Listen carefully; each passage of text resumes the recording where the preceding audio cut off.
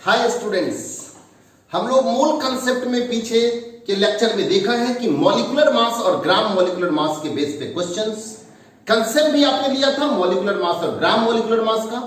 एक बार मैं यहां पे आपको रिवीजन करा देता हूं कि मॉलिक्यूलर मास का मतलब होता है किसी कंपाउंड के एक मॉलिक्यूल का मास, और ग्राम मॉलिक्यूलर मास का मतलब होता है किसी कंपाउंड के 1 मोल मॉलिक्यूल्स का मास। 1 मॉलिक्यूल का मास मॉलिक्यूलर मास, 1 मोल मॉलिक्यूल्स का मास होगा ग्राम मॉलिक्यूलर मास। दोनों का न्यूमेरिकल वैल्यू सेम होगा, दोनों के यूनिट में डिफरेंस होगा। मॉलिक्यूलर मास के आगे जो नंबर होता है उसके आगे ये एमयू लगता है, और ग्राम मॉलिक्यूलर मास के आगे उसी नंबर के आगे ग्राम लगता है। लेकिन कहने के लिए आपने एमयू की जगह पे ग्राम लगा दिया।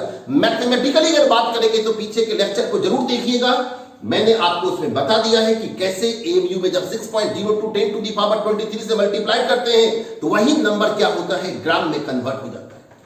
चलिए, ये सब बात पर डिस्कशन हो चुका है। जो स्टूडेंट पहली बार इस लेक्चर को देख रहे हैं जरूर पीछे के मूल कंसेप्ट के लेक्चर को देखिएगा, प्ले लिस्ट में जाइएगा, मूल कंसेप्ट का लेक्चर एक साथ आ जाएगा। ठीक है, तो आइए हम लोग टॉपिक को आगे बढ़ाएंगे और आज के इस लेक्चर में आपको हम कुछ क्वेश्चंस पे काम करेंगे। बहुत ही पॉपुलर क्वेश्चन का एरिया है और कॉम्पिटिटिव एग्जाम में पूछा जाता है, तो अभी हम आपको इस पे क्वेश्चन की बात करेंगे। एक क्वेश्चन से ही स्टार्ट करेंगे, फिर उसका कंसेप्ट देंगे, फिर आपको फॉर्मूला देंगे। आप फॉर्मूला पे काम कीजिएगा, लेकिन फॉर्मूला डायरेक्ट अगर देता तो आपको दिक्कत हो जाता कि कैसे मैं लिखा हूं। इसलिए पहले एक क्वेश्चन का मैं सॉल्यूशन रखता हूं, फिर उसके फॉर्मूला, और उसके बाद फिर हम और आप मिल करके सॉल्व करेंगे क्वेश्चंस को। और इतना उम्मीद रखिए कि मूल कंसेप्ट अभी जितना लेक्चर्स बाकी है, पीछे जितना लेक्चर्स दिया हूं, अगर टोटल लेक्चर्स को आप देख लेते हैं तो किसी से भी अच्छा आपके पास मूल का कंसेप्ट हो जाएगा। ये पीछे के लेक्चर्स को देखने से आपको पता भी चला होगा। लेकिन आइए हम अब आगे की बात करेंगे और एक क्वेश्चंस आपके सामने रखें। क्वेश्चंस क्या है वो सुनो, कि एक कंपाउंड रहेगा, उसका एक मॉलिक्यूल रहेगा, उस मॉलिक्यूल में किसी एक एलिमेंट का परसेंटेज बाय वेट पूछेगा। याद रहे, जैसे मान लो कहेगा कार्बन डाइऑक्साइड में ऑक्सीजन का परसेंटेज बाय वेट, या कार्बन का परसेंटेज बाय वेट, MgSO4 में सल्फर का परसेंटेज बाय वेट, ऐसे पूछता है। क्लियर है? हम एक क्वेश्चन रखे हैं, उस क्वेश्चन को देखिए, उसको हम ही सॉल्व करेंगे। जब सॉल्यूशन को आप समझ लेंगे तो सॉल्यूशन के बेस पे फॉर्मूला, लेकिन आगे का क्वेश्चन सिर्फ और सिर्फ फॉर्मूला बेस होगा। आइए जानते हैं। देखो क्या है, calculate percentage by weight of carbon. याद रहे, परसेंटेज निकालना नहीं, वेट में परसेंट निकालना, वेट में ऑफ कार्बन, कार्बन का परसेंटेज बाय वेट निकाले। कहां पे भाई? CH3COH। यानी इसमें, इस कंपाउंड में अभी ये एक मॉलिक्यूल यहां है, कार्बन कितना परसेंट है वेट में। मैं बार बार वेट बोल रहा हूं, एटम परसेंटेज भी हो सकता है। जैसे यहां पे 1 एटम, 3 एटम, 4 एटम, 5 6 7 8 एटम में 2 एटम जो है वो क्या है, कार्बन का, तब होगा 2/8 × 100।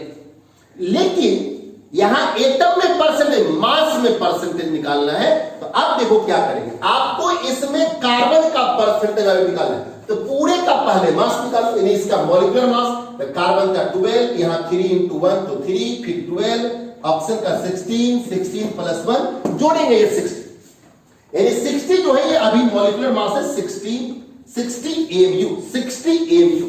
अब ये जो 60 AMU है ये पूरा एसिटिक एसिड है। अब इसमें कहता है कार्बन का परसेंटेज बाय वेट निकालिए। तो भाई 60 AMU में कार्बन का परसेंटेज बाय वेट निकालना है। तो कार्बन कितना है, ये पूरा 60 एसिटिक एसिड है, कार्बन यहां 12, फिर यहां 12, यानी कितना हो गया 24। तो अब तो आपको मालूम है भाई कि 60 में 24 है, तो परसेंटेज कैसे निकालोगे? तो देखो मैं लिखा हूं percentage by weight of carbon, percentage by weight of carbon in acetic acid. तो कार्बन है 24, कितना में 24 है, 60 में इनटू कितना 100। तो आपका ये आंसर होगा, देख लो कैंसिल करने के बाद 40%। अगर यहां पे इसी क्वेश्चन में कहता कि calculate percentage wait of oxygen कहता, ऑक्सीजन इन एसिटिक एसिड, तो ऑक्सीजन यहां पे 32 है, 32/60 × 100 होता। अगर इसी में कहता हाइड्रोजन कितना परसेंट है, तो यहां पर हाइड्रोजन का परसेंटेज निकालते तो 3 और 1 4/60 × कितना 100। ये तो सिंपल है, परसेंटेज निकालना आप लोग को आता होगा। आपने अभी मान लो कोई बोर्ड का एग्जाम दिया, मान लीजिए आपने 500 का एग्जाम दिया और 500 में 400 मार्क्स लाया। मैं कम नहीं बोल रहा, लेकिन मान के बोलो, आप ये नहीं बोलो, आप लोग ज्यादा लाए होंगे। तो 400 आपने लाया, कितने में लाया 500 में, तो 400/500 × 100 यही होगा आपका परसेंटेज। 400 बाय 500, यानी 500 में आपने 400 लाया तो 400 बाय 500 इंटू कितना 100, क्योंकि परसेंट का मतलब होता है, नाम दो परसेंट, पीआर पर को पर और आगे सेंटेंस सेंट मतलब सेंचुरी, यानी 100 में निकालना। 60 में 24 है तो 100 में कितना होगा 60 में 24 तो 100 में 24 बाय 60 इंटू कितना 100। जब आप लोग शॉपिंग करने जाते होंगे तो आप देखते होंगे कि कहता है कि इतना परसेंट डिस्काउंट है, तो आप वहां तुरंत निकाल लेते हैं कि इतना परसेंट डिस्काउंट है, वो 100 में परसेंटेज रहता है। मान लो कहीं पे 10% का डिस्काउंट है और 500 का आपने परचेज किया तो टोटल डिस्काउंट आपको 50 का रुपीज का मिलेगा, क्योंकि 100 में 10% था। यहां पे 60 में 24 है, 100 में कितना होगा 24 बाय 60 इंटू 100 यानी 40%। क्लियर है? अब इसको मैं फार्मूला पे तोड़ देता हूं, आगे का क्वेश्चन फार्मूला बेस करेंगे। कहते हैं percentage by weight of carbon in acetic acid. Acetic acid में परसेंटेज था तो आपने क्या कि बाय कार्बन का मास लिया, मॉलिक्यूलर मास लिया इनटू 100। अब देखो मैं क्या लिखा, percentage by weight of an element, कोई एक element, percentage by weight of an element in its compound. किसी कंपाउंड में उसमें एक एलिमेंट का परसेंटेज बाय वेट जो होगा क्या होगा, कहते हैं वेट ऑफ द एलिमेंट, मतलब जिसका परसेंटेज आप निकाल लें इन वन मॉलिक्यूल। जैसे कार्बन का निकाला तो वन मॉलिक्यूल में वेट, तो wait of the element in one molecule dividing bye, ये क्या है molecular weight of the compound into 100। आप ये सब एक एक नियम पे मत जाना, आप मौखिक निकालिए। अगर किसी एलिमेंट का परसेंटेज के कंपाउंड में पूछ रहा है तो आप क्या करेंगे, उस एलिमेंट का एक मॉलिक्यूल में mass divided by molecular mass into क्या कर देंगे 100। क्लियर? आइए क्वेश्चन रखते हैं इसके बेस पे, 2-3 क्वेश्चन रखता हूं और आप जैसे जैसे हम सॉल्व करेंगे वैसे वैसे आप जल्दी जल्दी से सॉल्व कीजिएगा। चूंकि क्वेश्चन के लिए थ्योरी मैं दिया हूं, एक बार फिर से सुनिए। किसी भी मॉलिक्यूल में, कंपाउंड के एक मॉलिक्यूल में एक एलिमेंट का परसेंटेज बाय वेट जब निकाला जाएगा तो उस एलिमेंट का वेट वन मॉलिक्यूल में dividing by molecular weight into कितना 100। आइए इसके बेस पे कुछ क्वेश्चन को रखते हैं। आपने अभी परसेंटेज के टर्म को देखा, आइए उसके बेस पे 3 क्वेश्चन रखे हैं, लेकिन जल्दी जल्दी सॉल्व करेंगे। कहते हैं calculate percentage by weight of oxygen in a weight, लो percentage by weight of oxygen in NaOH। NaOH में परसेंटेज बाय वेट की अगर बात करें तो ऑक्सीजन का वेट यहां पे 16 डिवाइडिंग बाय 40। अब ये आपको याद रखना पड़ेगा, इसका वेट होता है 40, मैंने पीछे टेबल में लिखा है, इनटू कितना हो जाएगा 100। अब देखो यहां पे ये और कैंसिल होगा, 4 जा 16 हो जाएगा, यहां भी आंसर हो जाएगा ये 40%। देख लीजिए ऑक्सीजन का परसेंटेज था, अगर यहां पे सोडियम का रहता तो 23 बाय 40 इंटू 100 होता, हाइड्रोजन आता 1 बाय 40 इंटू 100 होता। आइए नेक्स्ट क्वेश्चन, कहता है percentage by weight of magnesium in MgSO4, तो percentage by weight of magnesium in MgSO4 में, तो आप मैग्नीशियम का वेट जानते हैं 24, MgSO4 का वेट आपको मालूम होगा 120 और इनटू कितना 100। कैलकुलेट कीजिएगा, आंसर आपको मिलेगा। यहाँ पे ये और ये कैंसिल होगा, ये कितना हो जाएगा 12 2 24 और आगे 0 लगा हुआ है, यानी ये 20%। आइए एक और क्वेश्चन, कहते हैं percentage by weight of hydrogen in H2SO4 में हाइड्रोजन 2 है और H2SO4 का 98। मैंने पीछे मॉलिक्यूलर मास में टेबल इसलिए दिया था कि मॉलिक्यूलर मास आपको वेट रख के रखना है और इनटू 100 कैलकुलेट कीजिए, ये आपके क्वेश्चन का क्या होगा आंसर हो जाएगा। कोई डाउट?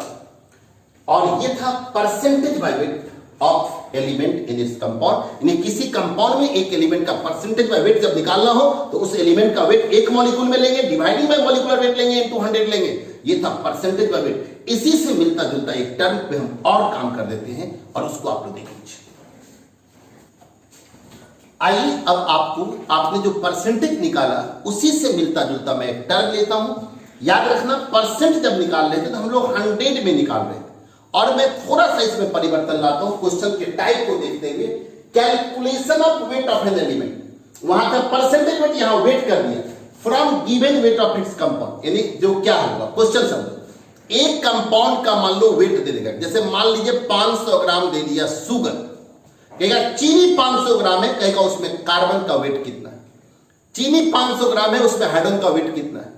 मतलब एक कंपाउंड का वेट देगा और उसमें एक एलिमेंट का वेट मांगेगा। तो आप फॉर्मूला समझो, सब कुछ सेम है, जो आप पीछे पढ़े वही, वहां भी वही बात था, लेकिन वहां पे फिक्स था कि 100 में निकालना है, परसेंट था तो आपने हर जगह 100 कर दिया। यहां पे 100 के जगह पे कुछ आपको दिया रहेगा, सिर्फ इतना का डिफरेंस है। तो देखो, weight of an element from given weight of its compound, weight of an element from given weight of its compound. मैं नीचे उतारा हूं, जगह थोड़ा कम था, तो this is equal to weight of the element in one molecule. आपने पीछे भी लिखा, यानी एक मॉलिक्यूल में उस एलिमेंट का वेट ले लेंगे, dividing by molecular weight of the compound. Same, सिर्फ डिफरेंस कितना है, आपने पहले में लिखा है वहां पे 100, क्योंकि वहां 100 पे निकाल लेते, परसेंट निकाल लेते, और यहां जितना देगा उसमें निकालेंगे। यहां पे जो दिया रहेगा given weight of the compound, यानी कभी कहेगा 500 ग्राम, कभी 2 केजी, कभी कुछ। अगर केजी में देखा तो ये ऐसे रख के यहां निकालोगे तो आंसर केजी में आएगा, ग्राम में कन्वर्ट कर दोगे तो आंसर ग्राम में आएगा। अब देखिए क्वेश्चन, पहले समझिए फिर से, wait of an element from given wait is compound.